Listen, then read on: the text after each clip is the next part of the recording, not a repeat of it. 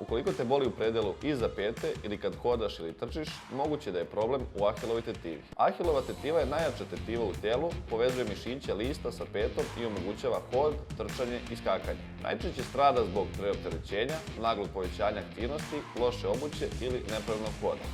Vremenom dolazi do upale i sitnih oštećenja. Javljaju se bol i zatezanje iza pete, jutarnja ukočenost, osjetljivost na dodir i bol pri opterećenju. Ako se ignoriše, problem može postati hroničan. Bol ne prolazi sam od sebe, potrebno je rešiti uzrok i pokrenuti regeneraciju tetive.